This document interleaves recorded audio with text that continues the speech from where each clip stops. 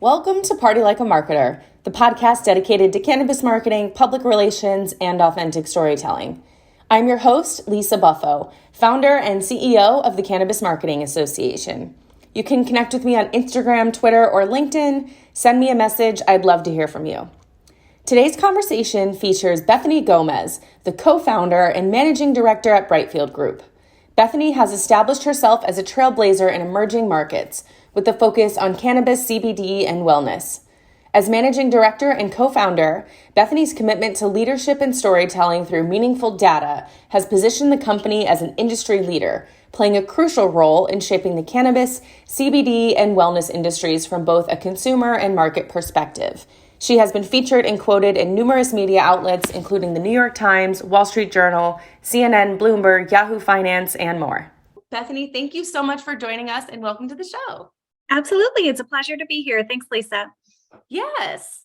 So for our guests, can you tell them a little bit about yourself? What brought you to cannabis? What is your role at Brightfield Group? And then tell us a little bit about Brightfield as well. What's Brightfield's focus and what's the role that Brightfield plays in the industry? Absolutely. Well, prior to starting in the cannabis space, my background was in mainstream CPG market research, which really focusing in on emerging markets. So I used to cover crazy, rapidly moving markets in places like Mexico and Latin America, looking at food, bev, supplements, a lot of the adjacent categories to cannabis. Back in 2015, I helped to co-found the company with our CEO, Patrick Hayden.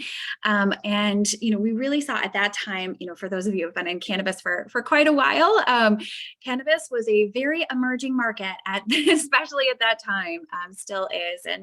And so as we kind of first started the company, I really wanted to apply a lot of the same methodologies and the same approach to looking at the cannabis market to really measure what's really hard to measure and be able to really understand this crazy, rapidly emerging market in a great deal of depth. So that was kind of the impetus, for me getting into this. We first started Brightfield again back in 2015, and at the time, we really launched the company looking in where's the market today and where is it moving?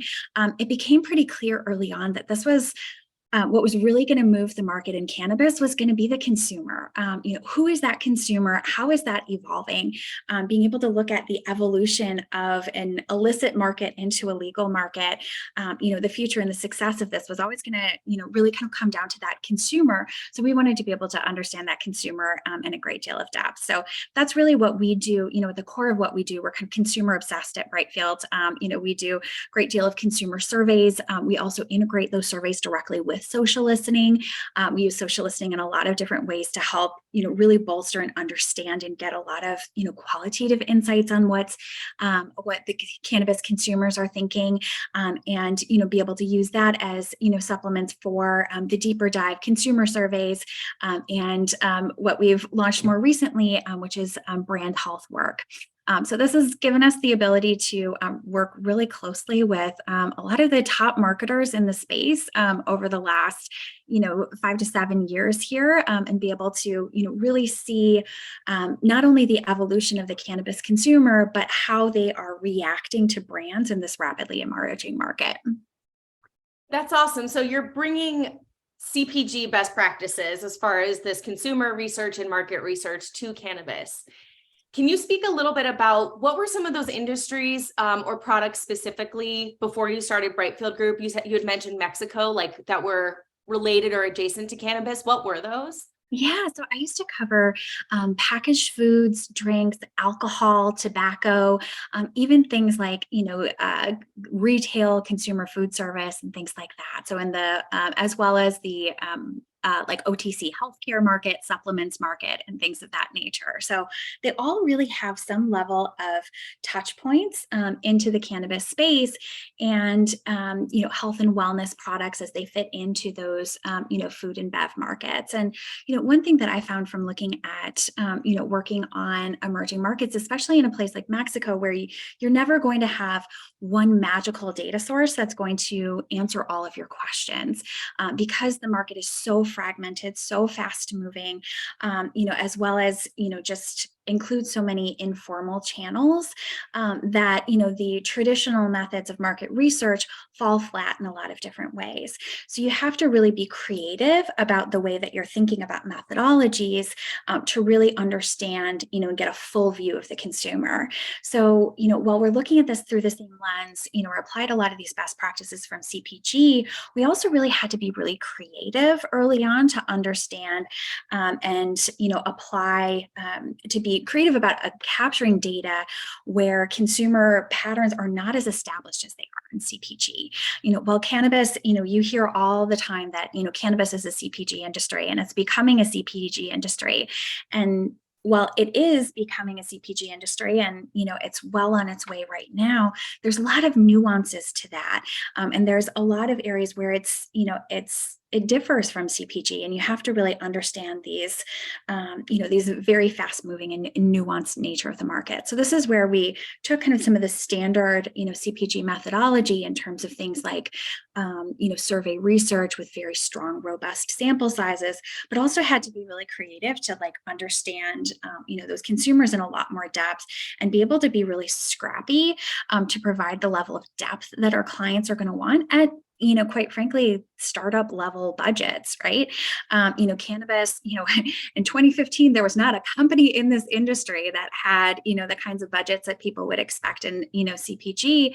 And still today, most of the companies operating in this space need to be scrappy. They need to be a lot more, agile than, the big CPG companies. So, we always looked at it as, we want to be able to apply, the rigor that you can see or the level of the level of seriousness to our data and the backbones of our data that you would get from a CPG space, but be able to really adjust our strategies to be able to work in this market, to really understand the crazy emerging cannabis consumer landscape as it is today and as it evolves, right? Yes, and I'm really glad you mentioned this creative approach to a fragmented data set and market, because I think that also applies on the individual business level and for the individual marketer, where I talk with folks all the time on this podcast and in CMA, and it can often feel overwhelming where if it's not, like, you think about data very logically, like it should be very black and white and there's one right answer, but that's not the case in this space. And often things are separate. And I'm just so glad you mentioned about having a creative and nuanced approach to something that if you're not data focused or that's your core competency, thinking that, oh, it has to be this one way, and being able to glean insights from it that you can then use and take action on, as opposed to feeling like, okay, this isn't super black and white, so then I can't touch it at all, or I'm operating off of perhaps even faulty assumptions. Is that's not necessarily true. You just have to consider it and be creative and do your best. So I just really appreciate that insight of that creative lens, because I think sometimes in these marketing conversations, it's like creativity is over here and data's over here, and that's not necessarily the case. Absolutely. I mean, I think we've worked with a lot of folks who have, come over from CPG straight into cannabis. And, a lot of them, when they first come in, they're applying some of these same, the same mindset as you have from CPG, which is good. That's what they were hired to do. But we have to really understand kind of a lot more of the nuances of the cannabis space and, really embrace some of the messy. And, things aren't always going to perform the way that you expect them to, or there's not always going to be those, cold, hard, lines in different directions, which is why it's so important to use things, like social listening, or to, really get into a lot of these attitudes and behaviors to really understand your consumers at their core, and really be able to pressure test a lot of your assumptions coming in. One thing we have seen a lot of mistakes on in the cannabis space, throughout, is that people are oftentimes come in with their view on who they think the cannabis, their consumer is, or who they think they should be marketing to. And they don't necessarily pressure test those assumptions or really try to understand at that deeper level, whether that's actually going to connect with, their consumers at the core, right? There were a lot of, movements early on to try to sanitize cannabis, to make it, really appealing to a lot of, people that had never tried, a lot of the newbies, the suburban moms and the, baby boomers, and a lot of, consumers, with a lot of, ignoring some other, the size and the sheer magnitude and the loyalty, and just cultural affinity towards cannabis, with this very large base over here, right? Yeah. Why are you chasing here when you can chase here, and really understand how well these consumers could connect with your with your products, while understanding that these consumers may not be quite as as ready yet. Or we've seen so many marketers that try to market to themselves, right? They may be cannabis users, and then they see themselves in this persona, and try to just market to themselves, and then not necessarily realize that their consumer is kind of at their core. And some of the stuff that's a little bit mushy in data, but comes through if you kind of get to know the attitudinal and the behavioral, and a lot of the, the qualitative side of this. They kind of miss those nuances and those differences, about those consumers, and why they're looking for these products, why they're using cannabis, and what it means to them. And so, those areas are really what really makes this industry tick. People are so passionate about cannabis. People, use cannabis, and it's a really important part of their life for many people, or a really important part of, of what they do, of their identity even, or it has a really important part of their wellness routines, and being able to really understand kind of the nuances of that, and feel free to meld kind of both the creative with the data, and get the data to kind of talk to you, is, I think, where we see the most success in marketers. So I want to get into the brand health and some of that data a little bit, but first I want to talk about some of the high level trends you've been seeing from 2015 to now, as far as the consumer. Yeah. So where were things when you started? Where are things now? What's sort of the forest? And then we'll get into the trees a little bit. Yeah, absolutely. So we have seen some really significant shifts, both in the consumer itself, as well as kind of the way that the market, or marketers are looking at the cannabis consumer.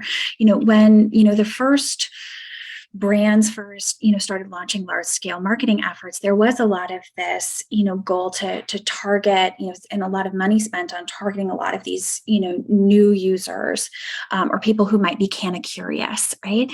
And while cannabis is becoming more socially acceptable, and we're getting a lot of we are getting some new users into the category, we see a lot of those newer users coming in as more occasional users, or or medical users. Meanwhile, what we've seen is, amongst this, we've seen some incredible trends emerging amongst, in generational shifts amongst Gen Z and younger millennial consumers. A lot of these consumers that have kind of come of age in an era of legal cannabis, right? And they, while there's a lot of different consumer segments and personas within this, and a lot of nuances within this, we see a lot of similarities here with, these consumers that are really completely rethinking their relationship with alcohol, or thinking about alcohol in way different ways, than previous generations had. Really looking to cannabis in different ways, particularly women. This was, back in 2015, this was a heavily male industry, a heavily male consumer segment. I mean, some of those first, brands were, had scantily clad women on their logos, and, were trying to, really target kind of more of a bro crowd. And, especially when you look at, the consumer trends right now, Gen Z women are an incredible force that is driving, consumer purchasing. And they're not necessarily looking at cannabis in the same way as a lot of people would project women to look at cannabis, right? You don't have to have, this doesn't have to be, necessarily girly products or, conventionally girly products, but, really understanding kind of what makes these consumers tick, and, there are a lot of similarities beneath that, but a lot of people are really missing and kind of underestimating that, the power of those Gen Z women. And, there's only a few years worth of Gen Z women that are actually of age right now. This is going to continue to evolve year over year over year, and going to be an even more impactful force in the cannabis industry, and one that is really underrepresented. There's been lots of other interesting trends. We have seen some level of development of baby boomers that have we call them the boomerangs, that are kind of coming back to cannabis now that it's legal for all of their aches and pains and things like that. One thing, just anecdotally, that was really interesting to see was as soon as all of the boomers got their first vaccines, the percentage of baby boomers that were purchasing cannabis just shot through the roof. It was like they got their vax and went straight out to the dispensary. Nice. It was kind of leveled out a bit there as well. But, really as well, we're seeing, a lot of people predicted early on that there would be this, this kind of mainstream nature, kind of sanitized nature of, the cannabis industry.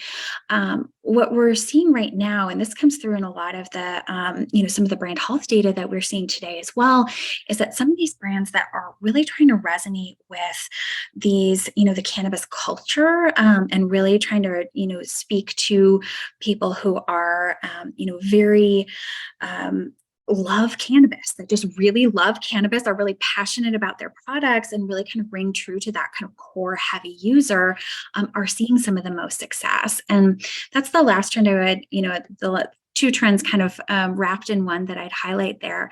The percentage of Americans that are using cannabis continues to climb, and the percentage of Americans that are heavy users of cannabis is really astronomical. We now see that more than 2/3 of cannabis consumers are using at least daily. So this is a very large, robust, percentage of the population that's using cannabis on a daily basis, that is, using really consistently. And, it's looking at this from kind of a bit more of a cultural perspective. And this is what's given rise to some of the success of brands like, Cookies and Jungle Boys, who have gone into very heavily dominated MSO markets and, seen some immediate traction. We see their brands spike up in terms of, brand awareness, brand loyalty, favorite dispensaries, a lot of those, loyalty metrics there, a lot of those, strong consumer reaction there, because they've kind of haven't tried to go the sanitized route. They have tried to really, connect with, some various segments of consumers, and, really make this resonate with them. That's interesting. So you're saying 2/3 of consumers are now daily users, and are you also seeing that the majority of that within the 2/3 is that younger millennial Gen Z group, or is that accurate, or are we starting to see that also increase in older folks as far as daily use? Yeah, so we're seeing that tick up in terms of really across the spectrum. We're seeing that tick up, that daily usage tick up, but younger consumers certainly are a larger percentage of the population as well. Okay, that makes sense. All right, so then let's talk about brand health a little bit. I know you've been studying this for a few years. We actually had a great presentation from Claire Kaufman last year about brand health that I've cited over the last 12 and a half months repeatedly. So can you tell me a little bit about, just speak to it. What is the study? What are you tracking? And what have you seen? Yeah, so brand health is an incredible tool for marketers to really understand, how you're resonating with consumers and how this compares vis-a-vis, your competition. So a lot of our clients will use this to help really diagnose what problems they're trying to solve for, right? And the way that the study works is, you'll field on what you'll ask consumers, okay, what brands are you aware of?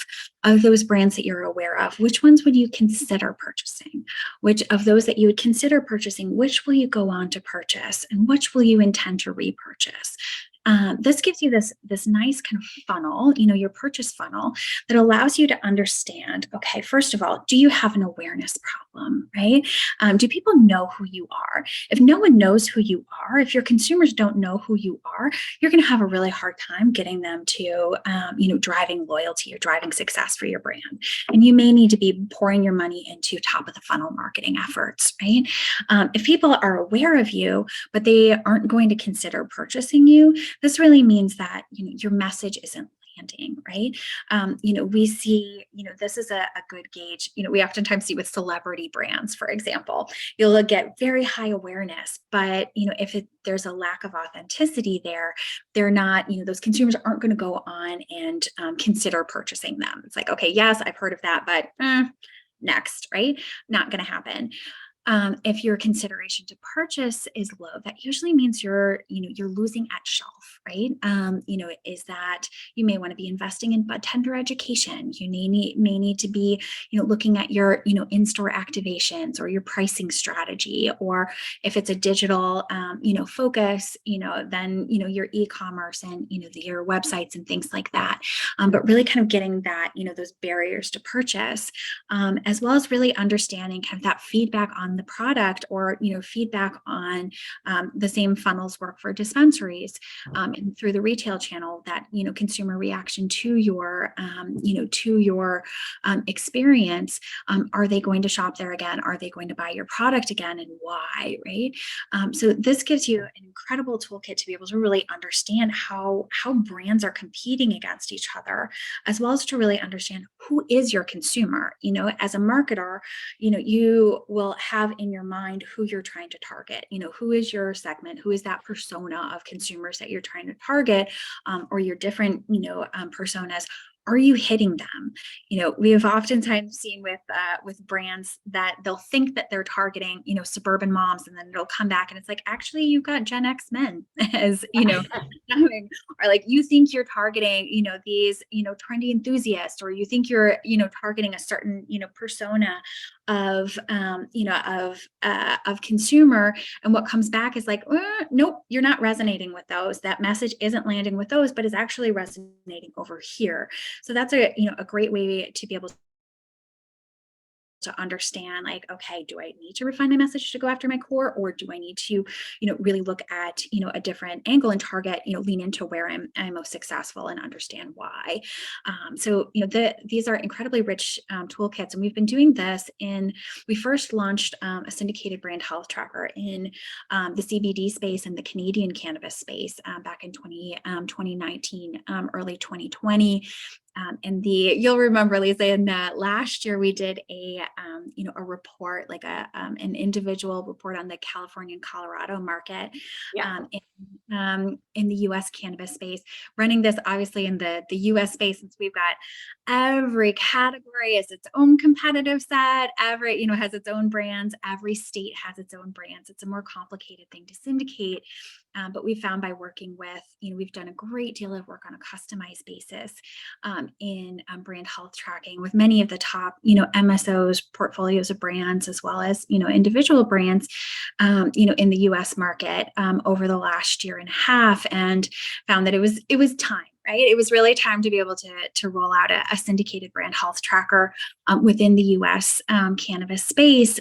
So that's where we've really been focused, and what we're rolling out here in Q4. So we just last month rolled out our retail brand health tracker. So we've got data on about the top 10 markets or so around the country to really understand how these retail brands are measuring up against each other and what consumers have to say about them. And then, coming out out here next month. We're so excited.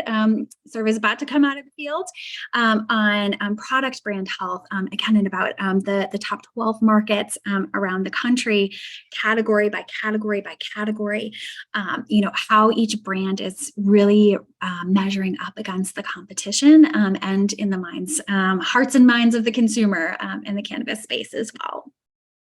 And I remember from last year's presentation when Claire talked about this study, and I spoke about it I cited it heavily at BizCon last year, but what I remember from the big takeaways were that consumers are brand loyal, and for a lot of brands, if they had that top of funnel awareness, there was actually quite high conversion down the funnel. Has that, first of all, am I citing that correctly? And has that changed? Yeah, so I think you're spot on in a lot of ways. And we found when looking at that first study in California, for example, that consumers were overwhelmingly satisfied with the products that were in the market, which essentially that means there's a lot of really good weed in California. Yeah. So from a product standpoint, it's great. So what that means as a marketer is, okay, you're not going to be able to differentiate a lot on your actual products. Like you can have your nuances, your attributes around it, but generally to consumers, it's all pretty good, right? So beyond that, how do you resonate with those consumers? Who is actually winning? And that's where, where the job of the marketers is becoming more and more important in cannabis. That's what really differentiates. And what we have found, and this is even accelerated since the first study we did, is that, brands are starting to matter to consumers, both in these, really, some of the more mature markets like, Colorado and California, but even some more of the, the newer markets as they open up. Brands do matter to consumers. They are, a big differentiating point that is, really key in their decision making. And they are starting to, develop these loyalties. Now, in some markets, the loyalties are very strong. And, in some markets, these loyalties are a lot weaker. And, there's nuances to each market that can help, contribute to this. But these are starting, what we do see is that there's a lot of intent to repurchase. There's a lot of, willingness to repurchase. But those loyalties aren't so firm, right now, that there's still a lot of movement, or it's really the right time to try to shape those consumer loyalties before they do become too solidified, right? The markets, are continue to shift and continue to adjust. So brands, there's certainly no space in cannabis for trying to sit back and rest on your laurels. You'll have to really kind of fight and claw for that consumer loyalty. And now is the time that you really have to get that solidified as the market continues to grow and these, loyalties become firmer and firmer. And have you seen any strategies that work for loyalty? And I mean it in context to, you had mentioned the example of, oh, okay, I think my brand is appealing to suburban moms, but it's actually Gen X men. Mm-hmm. When you work with a brand or see an insight like that, have you seen them shift their strategy in a way where, like, maybe they're saying, okay, well, this works for Gen X men, so let's just own that and double down. Mm-hmm. Or actually, we wanted to go after suburban moms, so let's shift our strategy and appeal to them. Like, are you seeing any strategies work to, based on these insights, where they're shifting either their messaging, or maybe it's out of scope as far as what you do with Brightfield Group, but like, are you seeing anything where that intent to repurchase and that loyalty is starting to really connect, or is it still a little bit shifty at this point? No, absolutely. I think when it's very interesting when brands will do their first brand health read, and it's like, okay, all of a sudden there's all of this information about their brands, and then, okay, what do we do with this now, right? Okay, so we've got, we wanted to target this brand, this consumer segment. Then it's time, but we're off the mark in this way. First of all, you want to look at, do you want to target that consumer segment? What is the size of that consumer? What is the, the power of that consumer versus, other areas, right? So, okay, based off of the size, based off of the opportunity, these are the ones that we want to target. We want to be all in on. Okay, what is it that we're doing? What is it that we're saying that's resonating with those consumers or not, right? What is it that they say about us? What are those attributes? What are those, that satisfaction? Being able to look at some of those ins and outs, look at, who are the brands that are resonating with that target consumer. This is a really good illuminating way. If I know that I'm not hitting my consumer segment very well, who is? And then we can take a look at what they're doing. But there's also then this ability to look back at all the tools that you have in your arsenal, as a marketer, to really understand, okay, when I'm putting out my, on my packaging, am I talking about the things that matter to these consumers? Am I looking at my, does my logo, does this connect with my consumer? If they're most interested, looking at their kind of lifestyles around and attitudes towards wellness, am I highlighting the right things on my packaging? When I'm doing social, is my message resonating in the right way, right? Am I talking about the things that actually matter to them? What does matter to these consumers, and how do I align with that? How do I talk to them in their own voice? And this is where our clients like to use both the brand health toolkit, but then be able to zoom into our consumer portals to understand, the social footprint, the language, the way people talk, what they follow, a lot of those more kind of qualitative lifestyle, types of areas, to really get into the mindset of their consumers, and be able to, meld that, creative into really kind of target and zoom in those consumers. Sometimes it impacts, product decisions. Those are obviously a longer, as a marketer, you may be able to influence those, but, those may be out of your control.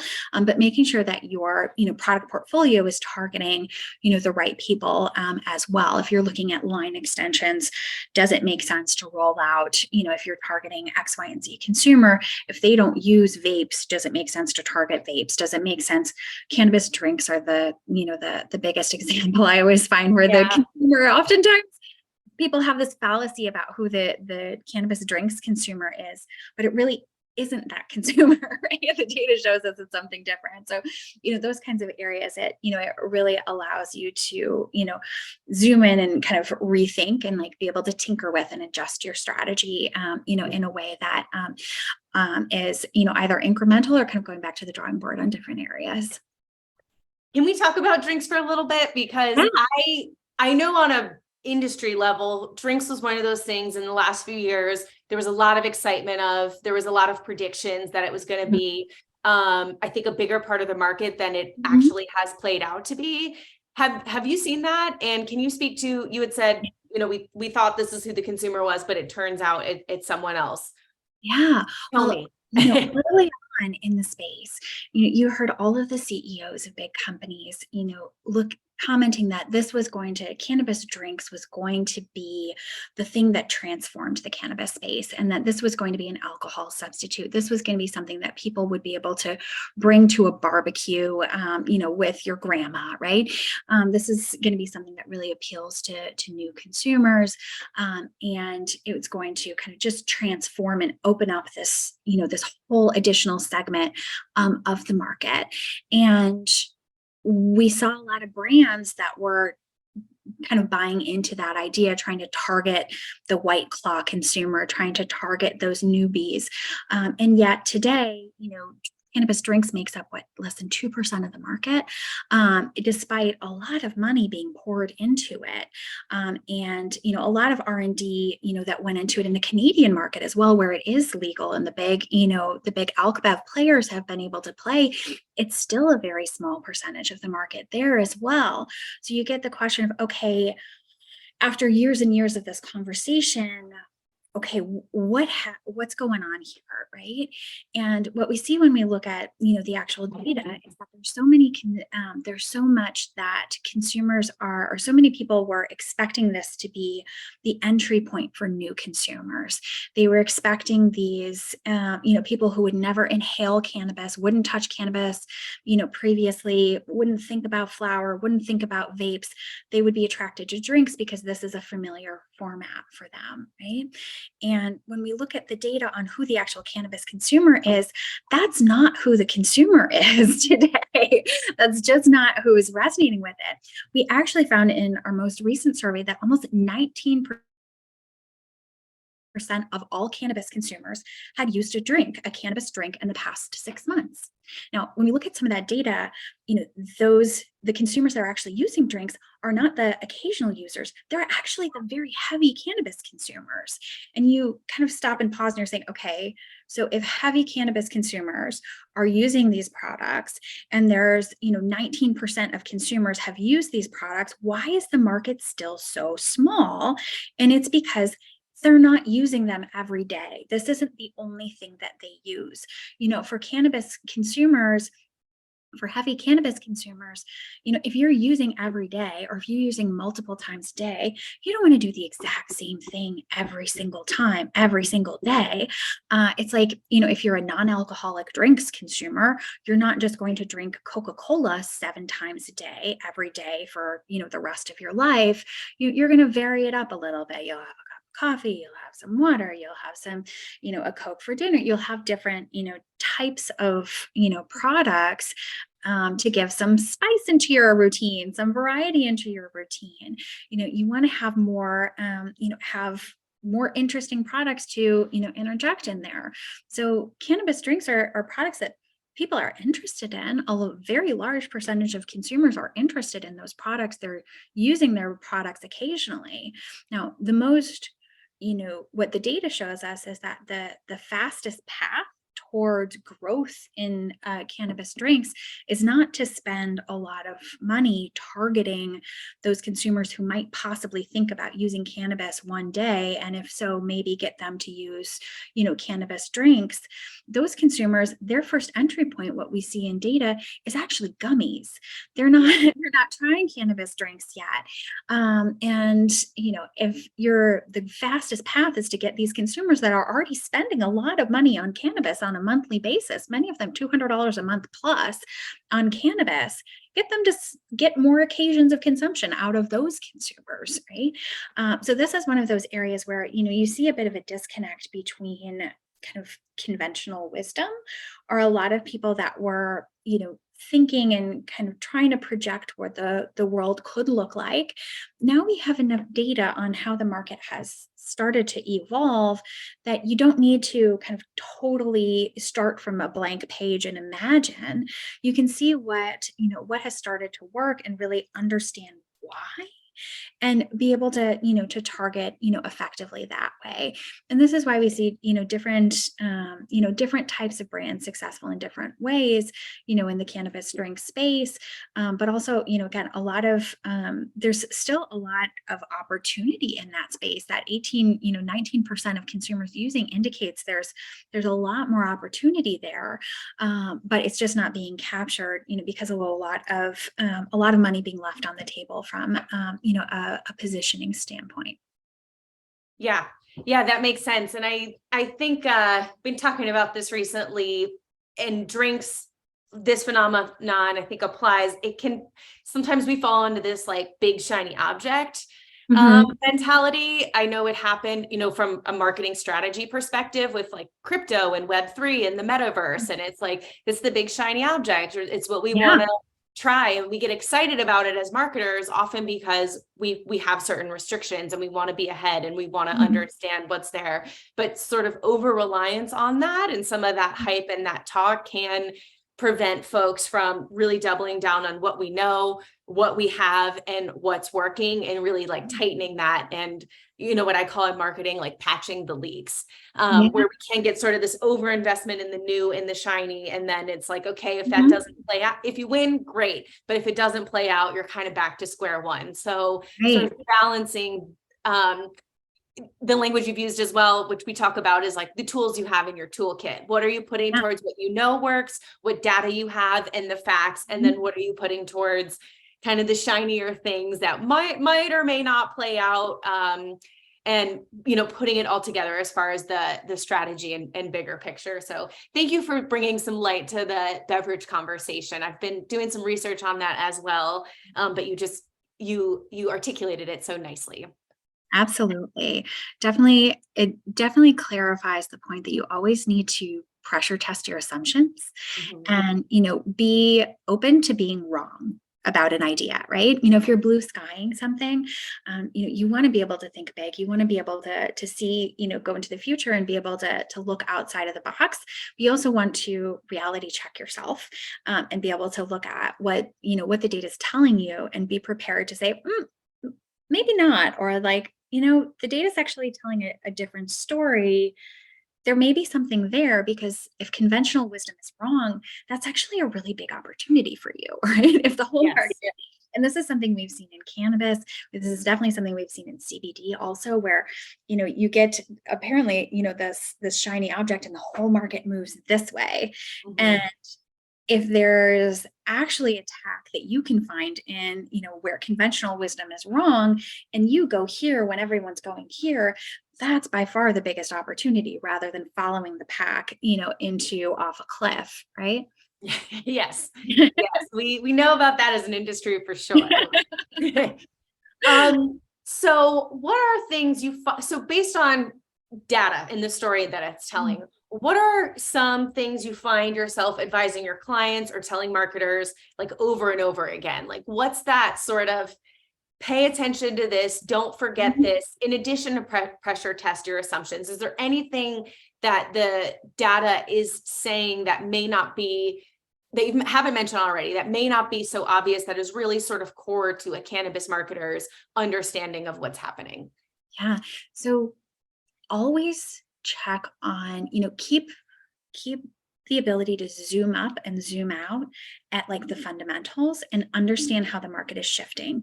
Cannabis, even though we're, here years and years, 7 years into since we started as a company, but 8 years into legalization here, the cannabis consumer changes so quickly, and their attitudes change quickly, their what's important to them changes quickly. You really need to be able to keep that like deep understanding of like what's important to them, and that even just the face of the cannabis consumer and how that's shifting in the back of your mind with all things that you do, right? If you understand that, okay, this market may be growing but it's small, I'm going to keep this in the back of my mind for the future. Or this is something that has come up and is kind of changing the face of the consumer. With cannabis, because things move so quickly, if you're 2 quarters behind and it takes you another quarter or two to be able to activate, if you fall behind on trends, you could be quite far behind by the time you need to make an adjustment, and then it's a lot harder to kind of catch back up from there. So being able to really kind of keep a beat on both the demographic, but also and the a lot of the segmentation side of things, but also really like what's important to consumers and how much that changes over time, because it'll really impact the way that you talk to consumers, your messaging, as well as really who you're targeting. The thing that we always hit on, consistently is know your consumer, know them. You need to know them very, deep at their core. You need to have, that kind of cold in your mind. And you need to, be able to not try to be everything to everyone. You may want to have different brands that are targeting different segments, and you may want to be thinking about the market through through that lens.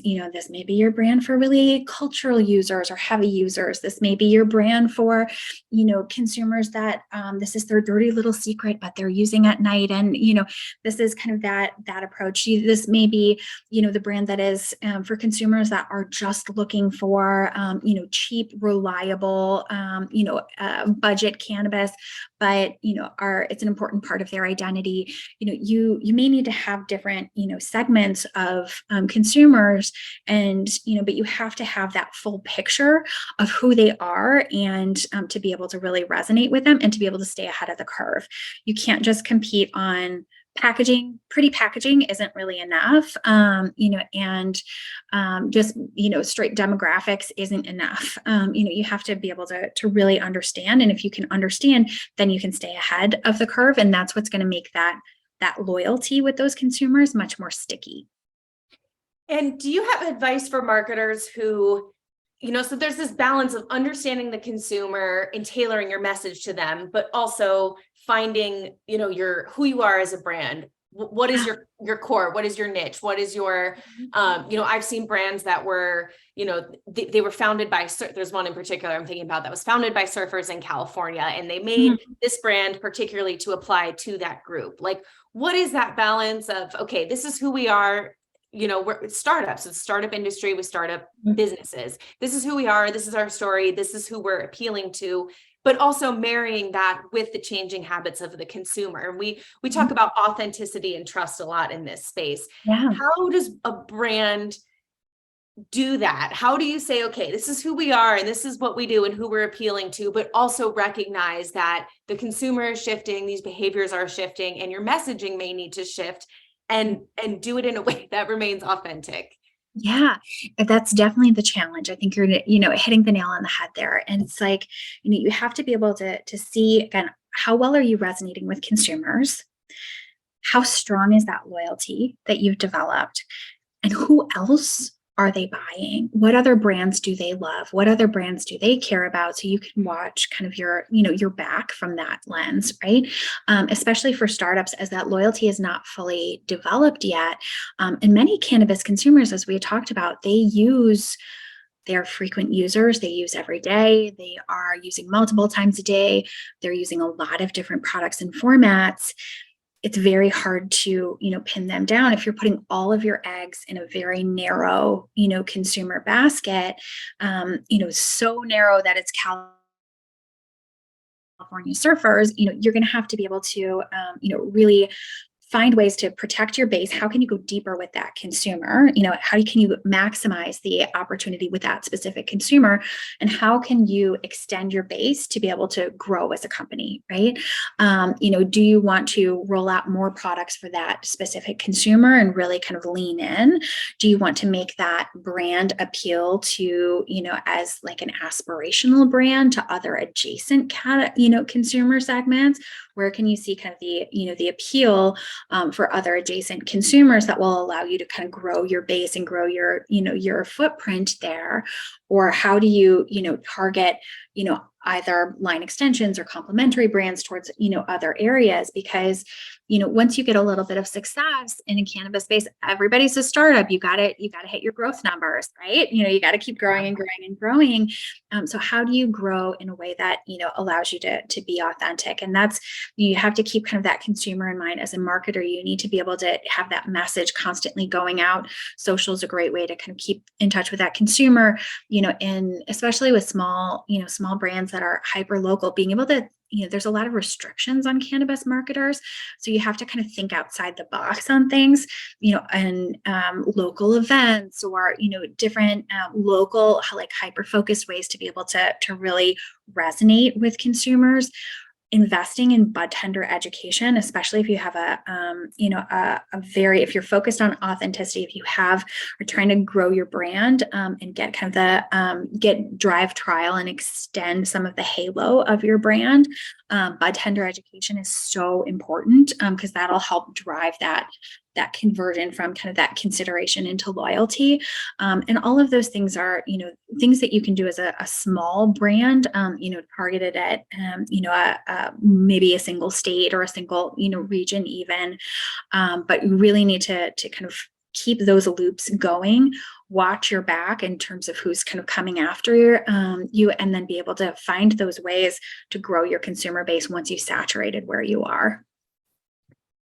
And lastly, is there any data that you've seen that's been total outlier, like any information that you're like, wow, we really just did not see this one coming, that's important to this conversation?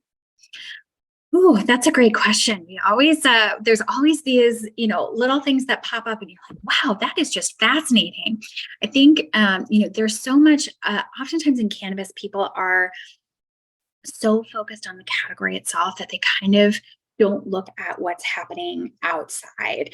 And I think one of the sleeping giants that has been coming up and is starting to create a lot of, disruptions in the space, and if isn't on the top of marketers' minds right now, it should be, is this like battle with the hemp-derived THC market, which has just kind of come out of nowhere over the last, 18 months. And you've got this Delta 8 everywhere, this Delta 9 everywhere. CBD used to be something that was positioned largely for people who wouldn't touch cannabis with a 10-foot pole, but this was, CBD, this was different. Now we find that more than 70% of the hemp-derived CBD consumers are also using THC. There's a lot of overlap with, with CBD and the legal cannabis space. There's a very large and growing percentage of consumers that are using, Delta 8 and this hemp-derived, THC market. This is going to be about half the size of the hemp-derived CBD market this year. And those are really direct competitors to, to cannabis, and oftentimes much more, much cheaper than cannabis products in legal states. So some of the, the data around, Delta 8 and, the deltas in the hemp-derived THC market has been really eye-opening, and just this whole complete transformation of, the hemp-derived THC consumer and how it's impacting, as well as the opportunities with kind of that overlap in the THC market that is really, really interesting. Also, just some of these shifts, around consumers that are buying things online or, shopping online, the e-commerce experience, in the digital space has just plummeted. In CBD, we found this dropped from 50% of consumers buying their products online to 20% of consumers buying their products online over the course of like 4 quarters. So it's just plummeted, and that has significant impact for digital marketing, because if you was that post-pandemic, like, do you think that was tied? Yeah. So, it spiked, consumer behavior spiked towards digital when the pandemic hit. Obviously, people were staying at home. There was a lot of projections. Well, e-com is really sticky. A lot of people are, a lot of these habits are really going to stick. People are going to, continue to, purchase this way. And we've seen at this point, nope, everybody wants to go back to normal. And it's like, falling off a cliff, just tanked. And, that's impacting these categories, but it's also, contributing to a lot of what we see with some of the ad revenues in, social media platforms and, digital marketing overall. If your consumer is no longer sitting, during the pandemic, you were never going to get a more captive consumer than, than you had at that time. You don't get that captive consumer anymore. So, what this means is, as a marketer, you need to rethink kind of your allocation. We saw a lot of people cut all of their brick and mortar sales team and pour all that money into digital advertising in 21, end of 2021. Now those dynamics are all shifting. People want to be out in real life again. You need to completely rethink your marketing budget and how much you're putting towards events, how much you're putting towards in-store activations, how much you're putting towards kind of getting in front of, physically in front of that consumer, rather than, digitally in front of that consumer, and how that impacts your efforts. That's awesome, Bethany. I really appreciate you sharing all this data and insight. It has been very eye-opening and really adds to the conversation about cannabis marketing. So Absolutely. Do you have any contact information you want to share as far as Brightfield Group, website, social, or yourself with our audience so they can get a hold of you guys? Absolutely. Well, check out our website at brightfieldgroup.com. We have, if you want to get a taste of some of the types of insights that we have a great deal of free reports that are on the site. So go ahead and check those out. You can reach us at marketing@brightfieldgroup.com, or feel free to connect with me on LinkedIn. Always like to chat with cannabis marketers. Awesome. Thank you so much, Bethany. It's been a pleasure chatting with you today. Absolutely. Thanks, Lisa. Interested in connecting with our guest experts? Join CMA at thecannabismarketingassociation.com and get exclusive access to our member content, including our bi-monthly webinars, Slack channel, and networking events. You can also sign up for our newsletter with free resources on our homepage.